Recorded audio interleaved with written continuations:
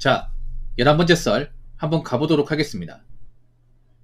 댓글 컨텐츠고 영상 제목 돈이 인생의 전부가 아니라는 사람은 돈 없어서 겪는 비참함 제대로 겪어보고 하는 소리일까요?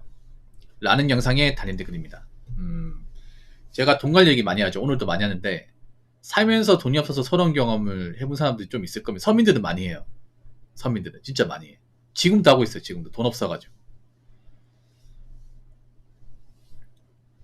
어릴 때 집이 형편이 안 좋아서 이제 돈몇푼 없어가지고 뭐 남한테 이제 고심낸다거나 욕먹는다거나 뭐 남들이 하는 거 못 해봤다거나 그런 서름을 겪어본 사람들이 좀 있을 거예요. 저는 뭐 그걸 너무 많이 겪어가지고 뭐 말하면 거의 한 보따리 얘기할 수 있습니다.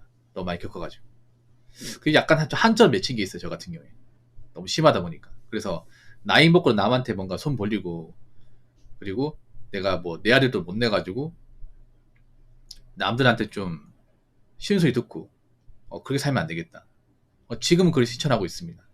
그래서 뭐 제가 뭐 앞으로 열심히 산다면 어릴 때 그렇게 돈이 없어가지고 힘들었던 경험은 안 겪을 것 같아요. 근데 안타까운 건 뭔지 아세요?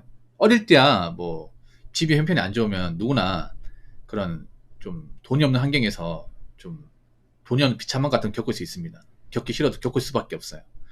근데 안타까운 건 뭐냐면 어릴 때는 이제 돈이 없다는 거, 우리 집이 힘들다는 거 못 느끼고 살다가 나이 먹고 나서 어려워지는 거예요. 이게. 나이 먹고 나서.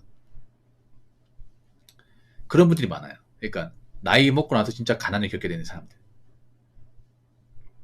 그런 분들이 많아질 수밖에 없어요. 좀 안타까워요, 이게.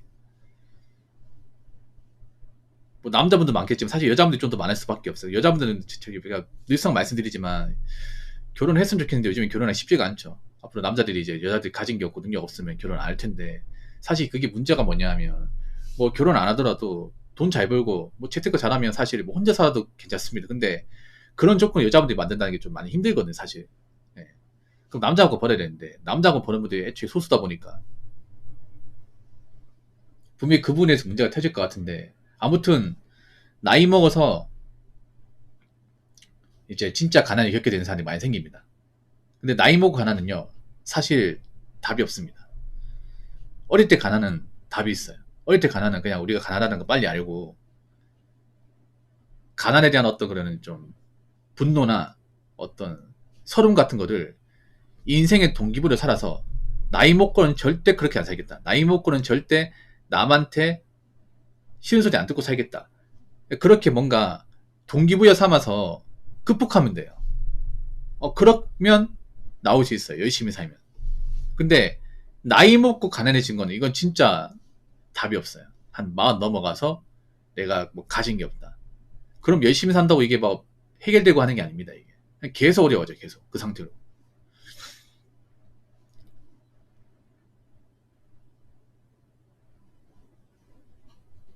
그래서 저는 늘상 말씀드리지만 여러분들한테 나이 먹고 뭐 부자가 될 수는 없겠지만 가난은 절대 겪으면 안 된다고 말씀드리는 사람 중에 한 명입니다. 사람이 나이 먹고 가난해지면 멘탈이 나갑니다. 멘탈이. 멘탈이 유지할 수가 없습니다. 왜냐? 뜻대로 되는 게 없거든요. 이게. 사는 게 다 불편하단 말이야. 모든 게 다 불편하거든. 그러면 멘탈부터 망가지. 멘탈부터.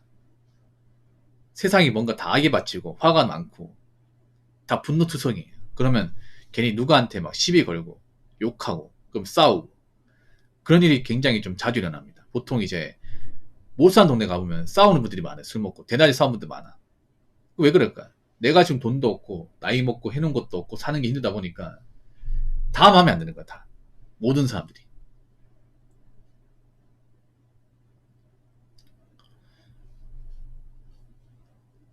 그래서 나이 먹고 가난은 이 되도록이면 피하셔야 됩니다. 어서오세요. 자, 댓글 한번 읽어보도록 하겠습니다. 돈 없어서 겪어본 비참함. 전에 댓글에서 늘 말했던 월세 공과금 밀리는 건 기본이고요. 투룸 구축빌라에서 원룸으로 밀려나고 그 이후에 고시원까지 가봤어요. 물건들을 놓을 수가 없으니 그냥 옷가지 몇 개, 침구류 한 세트 이렇게만 나와본 적도 있었는데 중고품 주워가는 사람은 신났고 나만 비참하더랍니다.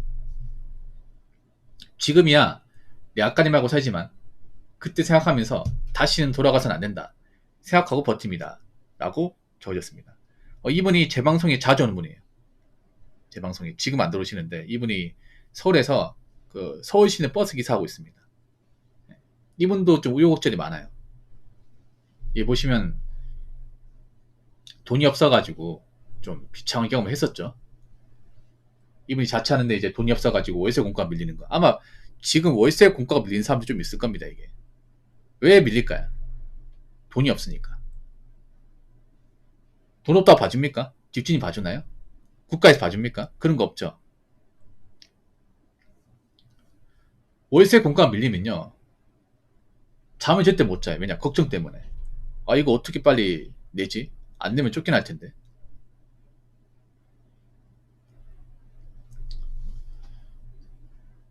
뭔가 집중할 수 없어요, 여러분. 뭔가 압박을 받으면. 금전적 압박을 받는 사람이 있잖아요. 계속 그 생각밖에 안 나. 잘 때도 그 생각밖에 안 나요. 밥 먹을 때 그 생각밖에 안 나. 내가 막 갚아야 돼 빚인데 제때 못 갚는다. 그러면 마음이 편할 수가 없습니다, 이게.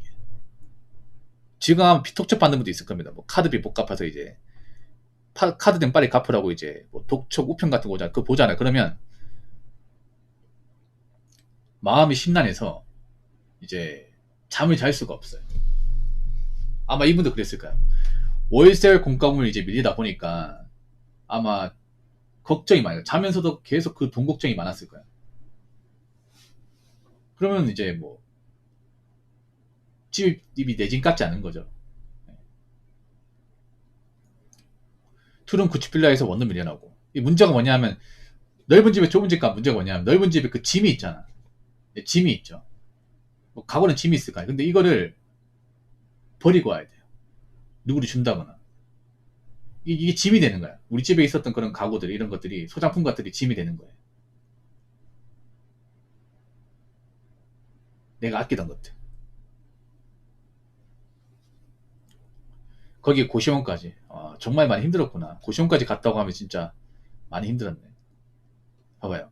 물건도 놓을 수가 없습니다. 여기에 또 소중한 물건도 많겠지. 좋은 물건도 많겠죠. 비싼 것도. 근데 이런 것들을 내가 들고 갈 수 없습니다. 고시원은 옷까지 말고 들고 갈 게 없어요.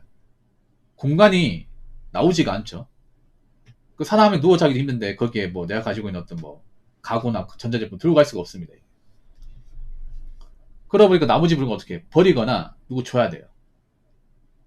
버리는 것도 돈 들이죠. 그 스티커 붙여가지고. 저 혹시 사연 올리려면 어떻게 하나요? 사연 보내시면 됩니다. 네, 보내시면 돼요.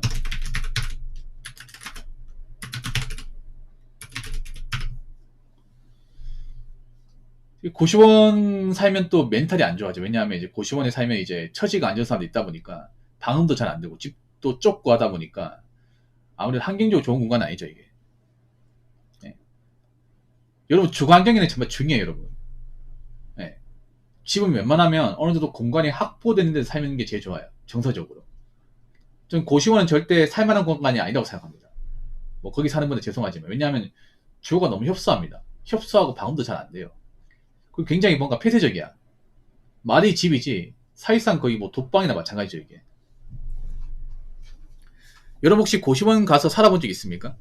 저는 살아본 적은 없지만 예전에 같이 공부했던 친구가 고시원에 사는 친구가 있어가지고 몇 번 놀러 간 적이 있어. 근데 내가 너무 충격받았어, 이게. 왜 충격받았냐? 그러니까 내가 TV에서 봤던 고시원 크기하고 실제로 눈으로 봤던 고시원 크기가 너무 괴리감이 큰 거야, 이게. TV에 봤을 때도 고시원 너무 좁다 생각 들었죠. 실물로 봐야 돼요. 더 좁아, 이게. 뭔가 이 방문으로 들어가는 순간 뭔가 숨이 막히는 기분이에요. 진짜로. 나도 기억이 나요. 그 친구가 고시원 들어갈 때 얘기하는 거야. 여기 들어가면 발자국 소리 내면 안 돼.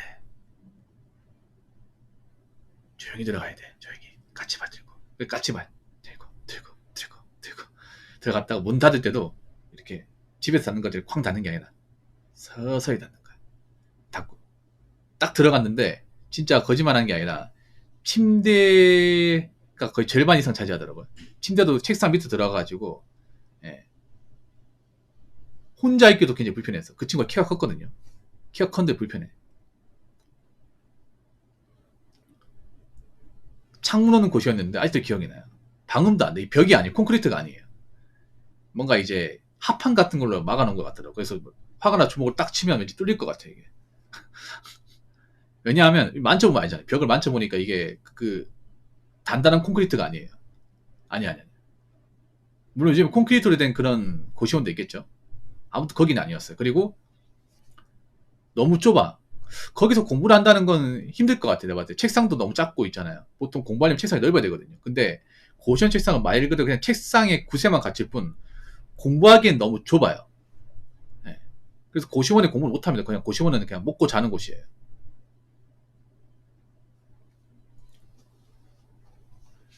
아무리 풀옵션 된다 해도 고시원은 고시원입니다. 그래서 여러분 나이 먹고 고시원 사는 건 피하셔야 돼. 나이 먹고. 뭐 젊을 때 잠깐 살아보는 거야 뭐 나쁘지 않겠지만 나이 먹고 내가 올 데 없어가지고 생활이 부족해서 고시원은 전전한 일이 없어야 됩니다.